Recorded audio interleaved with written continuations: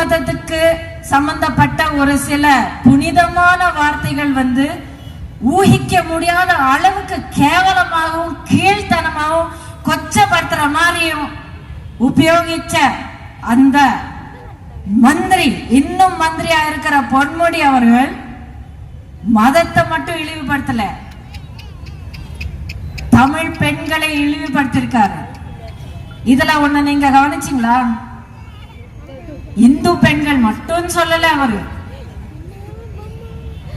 எங்களுக்கு வாக்களித்து எங்களுக்கு ஆதரவு கொடுத்த அந்த பெண்கள் இல்லாம மத்த பெண்கள் மட்டும் அவர் சொல்லல, அனைத்து பெண்களையுமே அவர் அந்த மாதிரி கேவலமாக பேசி கொச்சப்படுத்தி அவ்வளவு அவமானப்படுத்தி இருக்கிறார். எனக்கு சம்பந்தம் இல்லைன்னு யாராலையும் சொல்ல முடியாதுமா. என்ன பார்த்து அந்த மனுஷன் பேசலன்னு யாராலையும் நினைக்க முடியாது, நினைக்க கூடாது. ஒரு பெண்ணை பார்த்து இப்படி பேசக்கூடிய ஒரு மனிதன் யாரை பார்த்தாலும் மதிக்க முடியாது, மதிக்க மாட்டாங்க. அவங்க ரத்தத்திலே அது இருக்காது.